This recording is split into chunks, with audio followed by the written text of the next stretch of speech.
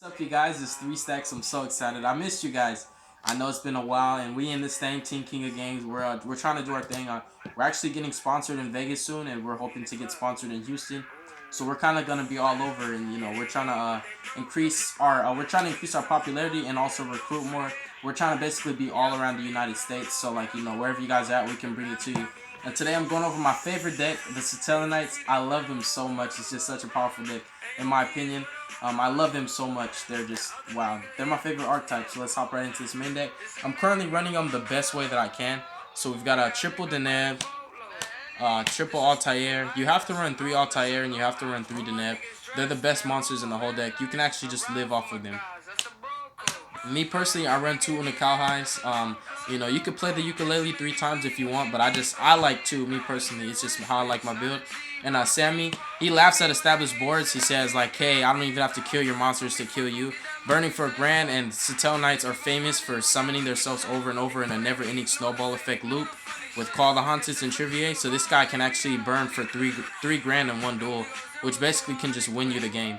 And now for the Ties of the Brethren combo, I'm running Vega and Pyrocon or Proxion. They're the only commons in the deck. I wish they were at least super rare. Then my deck will be all hollows, but they're too good to not run. Vega, because she's pretty standard. You can go first turn Batlamius. And Proxion, because once you search off of your Deneb, you're gonna play your Ties of Brethren, and your Ties of Brethren, you can get him out, and you can get like let's say like Altair or something like that, and then get some more advantage, and then use his effect. Discard Satellarknight to draw a card. That card you drew, it could be Pot of Desires, it could be Satellar Nova Alpha, it could be the one card you needed to protect you for the next turn so you can go Trivier loop. So yeah, I like Proxion a lot. Just the fact that it's drawing, it's just more draw power. You basically break even, you discard to draw one, so it's not a plus, but it's still draw power and it's digging. And you can just keep resummoning her, so I like her a lot. So you do draw a lot of cards off of her. She's just kind of like a spicy tech. I own all the Setellarknight monsters and I've tried them all out, and I just like her a lot. So her and Sammy, they're the MVPs of the deck, the most powerful one of. And of course, triple Demise. This deck is just really good. It thrives off of Demise. Even though you can only activate once per turn, you have to run 3 because you want to see it immediately. And 2 Pot of Desires. I feel like this is the best ratio on Desires. You can run 3 if you want to see it faster, but the deck has a lot of draw power, so you already draw into your Desires, and you don't want to draw into multiples. That can really just it can be costly for you. And then 2 Pot of Duality. The same thing with Pot of Desires. You kind of you want to run it at 2 because it can break. Now you could run it at 3 just so that you can see your cards faster, but it's happened to me too many times where I've either duality into duality or activated duality, went into like Demise, and then played Demise, drew into a duality. So just kind of it was really bothering me, so I just wanted to cut it at 2. It's just a lot more balanced running these at 2, because I also run 2 Ties of the Brethren. It can't be at 3 in this build because the Demise and the duality conflict with this, where you can't special summon.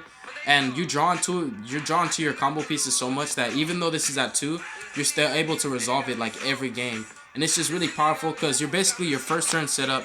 You're either going to go for this or you're going to go for Demise for a lot of back row. But either way, these spells give you so much advantage. They just push you, put you on a pedestal of advantage far ahead of your opponent. So it's just really good. So it's cool because you can set up with your duality Demise, and then you can play Ties of Brethren, swarm the field. You got full back row, full front row, and of course I'm not saying that you can play them in the same turn, but your Demise allows you to draw enough traps to protect you for the next turn, and you can go Ties of the Brethren to get a lot of monsters out. And then they're trying to deal with your established board, but you got all the traps to protect you. You've got all the answers, and then you go Trivier. So I like it a lot. Because in addition to swarming the field, every Setellarknight has an effect when it's summoned, so it just gives you too much pluses. And then one upstart, you kind of have to run it, just like the Rhoda. You have to run these because they're too good. And one Genesis, I'm trying to get out at 1 right now. I don't know how I really feel about this card. I haven't resolved it just enough to say that it's super broken. I have resolved it and it's pretty good. I was able to pop 3, but it hasn't been resolved enough for me to be like, hey, I want to run this out more. Because I really don't want to break, and my monster count is pretty low, and Setellarknights do not lose to back row. They really don't. And plus, we do have Alpha for protection from stuff like that. This is the best card in the deck. It's just really good. It also is draw power, which I do like, because the draw power doesn't stop with the spells and the monsters. Your traps can let you draw, and this essentially shuts your opponent down. You can send Deltaros or Trivier, the plus off of them and then draw a card. So it's like a +2, but I consider it a +3 because you stole from your opponent and you gain 2 different things. And it's really broken with Trivier because you just play this, you send her, you get Altair, you get the Neb, and you have a Bat Lamius, which equals another Trivier. So this is just too broken. You have to play 3 Alpha. And then triple strike because it's just way too powerful. It's just so broken. You have like 6 solemn cards essentially. Well, 7 because we're running warning. And then triple call the haunted. It's obligatory. You have to run it in this kind of deck because we're working with such little resources as far as monsters that we have to just keep bringing them back. Because once you burn through them from your main deck, you kind of you have to play Call the Haunted all the time with Trivier. So this is basically like your every game. This is your go-to Call the Haunted Trivier loop. Every turn summon monsters. Me personally, I'm trying out 2 Phoenix. I do want some ultimate rares. Hit me up if you got them. But it's like it's love-hate because it's good, and then when you run into Magic Specters, you really don't like it. And when you play Cosmos, you just really don't like it.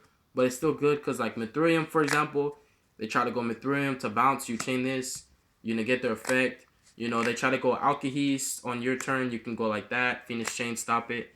And it does help because ABC Buster Dragon ditches for cost. You can activate this, force him to tag out. And if you have the strike, you have an answer for that too. And for Mirror Forces, I'm running 2 Quaking and 1 Drowning. I wish I could run more, but it's more of a space issue. If I could run 3 of this and 2 of that, I would. And then I'm main decking 2 Dimensional Barriers because it's just such a powerful trap. And it's essentially an answer to everything. And then 2 Floodgate Trap Holes because it's just so good. And 1 Bottomless Trap Hole. These are Rafflesia targets. 1 Torrential Tribute, 1 Solemn Warning, Vanities, and I was able to get a super rare Oasis. I'm very happy about this. But you have to run this because 3 Call the Haunted is not enough as far as drawing into them. You run the 4th one so that you can draw into your calls really fast. Because honestly, you can live off of 1 Call the Haunted, but even though it's at 3, you don't always see it every game. So that's why you want to run 1 or 2 of this, but me personally, I just run 1. And then we got Triple Trivier. She's the star of the deck. Honestly, every game I make her. Sometimes I only just make her and then just summon Al Sam and burn for a grand every turn. And you can actually use her when she dies to summon Al Sam and burn for a grand again. So it's kind of like, this is really the only thing I make. Everything else is like on occasion. And, oh no, I'm sorry, I do make Bat Lamius a lot. Like, so essentially, these are 5 Triviers. Because every time I make Bat Lamius, I make Trivier. And honestly, my most faithful Setellarknight is Delteros. Because when I got this deck before Trivier came out, this is what I was running. And a lot of people mistake his effect for Triviers. He does not have to be XYZ summon. He does not have to have XYZ materials. It's simply whenever he leaves from the field to the graveyard, special from hand or deck. What that means is he does not have to have XYZ materials, and it is legal. You can look it up if you want, if you think I'm lying. Trust me, guys, I wouldn't lie to you and tell you wrong. You can call the Haunted for this guy. If he happens to die, he floats. So this guy is a much more powerful floater than Trivier is. The thing is, it's from hand or deck, so you run out of targets, whereas Trivier, you always have targets for her. But it's very powerful that your Setellarknight XYZs have multiple effects that are very hard to deal with, and if you have an out for them, they actually bring something out. It's like bring a friend along, so it's really powerful. And Diamond because Dark Lords and Burning Abyss just lose him. Ragnominiad and the Utopia package. Ragnominiad just literally wins games. And Ties of the Brethren actually sets you up. You can play Ties of the Brethren, get out 4 monsters, protect them with traps, normal summon another, and make him with 5 materials, and you win. It's really powerful. Tyler Dynamo, Rafflesia, the Dweller. Giant Hand for more control. Giant Hand's really good. This is not the expensive print, it's the cheaper version. And then Cowboy for game. Cowboy Alsam. So yeah, that's it for now, you guys. I really love this deck a lot. Man, you wouldn't believe what it looked like when I first built it. And like thinking back on what it looked like then and how it is now, this deck has been through a lot of changes. And I love it a lot, I really do. And if you guys are Setellarknight fans, I really do give you a props. Because it's a deck a lot of people just don't really see the potential in it. And I think more people started playing it after the Invasion of Vengeance support. But I like you guys who were playing it before it got the new support. Because you guys saw its potential. Before it got Bat Lamius, before it got Setellarknight Genesis, it was always a good deck. It is. I love it. It's my favorite deck. And I appreciate you guys for tuning in to this. God bless you guys. Have a very, very good day. And stay tuned for more. We got you guys. Stay up.